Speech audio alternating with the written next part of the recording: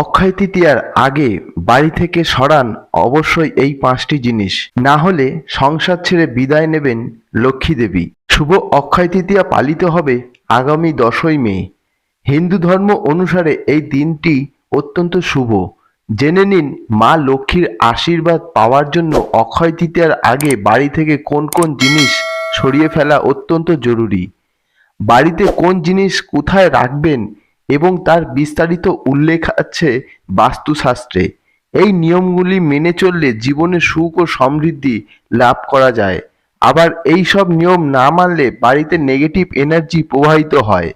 তবে প্রথমে গঠিত হয় বাস্তুদোষ। সামনেই আসছে অক্ষয় তৃতীয়া, জেনে নিন বাস্তু মতে অক্ষয় তৃতীয়ার আগে বাড়ি থেকে কোন কোন জিনিস সরানো খুবই দরকার। অক্ষয় তৃতীয়া 2024 আগামী 10ই মে 2024 শুক্রবার পালিত হবে শুভ অক্ষয় তৃতীয়া। এই দিনে মা লক্ষ্মীর পুজো করার রীতি প্রচলিত আছে। মনে রাখবেন, সুখ ও সমৃদ্ধির দেবী লক্ষ্মী পরিষ্কার পরিচ্ছন্নতা অত্যন্ত পছন্দ করেন। যে সংসারে আগোছালো ও নোংরা, সেই সংসারে কখনোই মা লক্ষ্মী দেবী বাস করেন না। তাই অক্ষয় তৃতীয়া আসার আগেই বাড়ি পরিষ্কার করার জন্য বাড়ি থেকে কোন কোন জিনিস সরানো দরকার জেনে নিন। প্রথমেই বলি ভাঙা ঝাঁটা।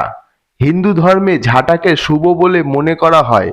ঝাঁটায় মা লক্ষ্মী দেবীর বাস প্রচলিত বিশ্বাসে। অনেকে অক্ষয় তৃতীয়ায় ঝাঁটা পুজো করেন, কিন্তু বাড়িতে ভাঙা ঝাঁটা জমিয়ে রাখা অত্যন্ত অশুভ। তাই অক্ষয় তৃতীয়া আসার আগে অবশ্যই বাড়ি থেকে ভাঙা ঝাঁটা সরিয়ে ফেলুন, না হলে রুষ্ট হয়ে বিদায় নেবেন মা লক্ষ্মী। এরপর বলি শুকনো গাছ। অক্ষয় তৃতীয়া একটি অত্যন্ত শুভ দিন। যে কোনো শুভ কাজ করার জন্য এই দিনটি উপযুক্ত, কিন্তু এই দিনে বাড়িতে শুকনো গাছ রাখবেন না। অনেকের বাড়ির টবে শুকনো গাছ থাকে। অক্ষয় তৃতীয়ার আগে এই শুকনো গাছ অবশ্যই সরিয়ে ফেলুন, না হলে বাড়িতে বাস্তুদোষ তৈরি হবে। এরপর বলি ছেঁড়া জুতো। ছেঁড়া জুতো কখনোই বাড়ির সামনে রাখা উচিত নয়। এটি সংসারের নেগেটিভ এনার্জি প্রবাহিত করে। বাড়িতে ছেঁড়া জুতো থাকলে তা আর্থিক সংকটের কারণ হতে পারে।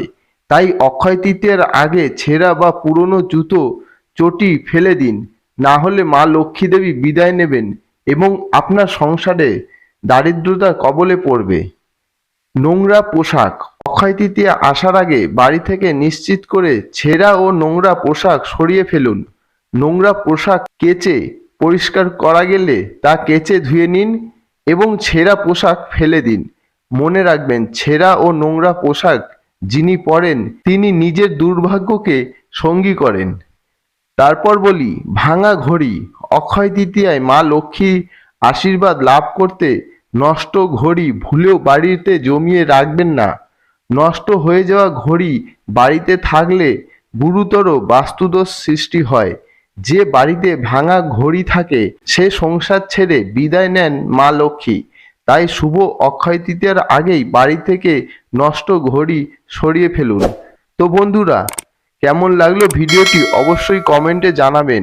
আর এই ধরনের ভিডিও দেখতে চ্যানেলটি অবশ্যই সাবস্ক্রাইব করে রাখুন। ধন্যবাদ।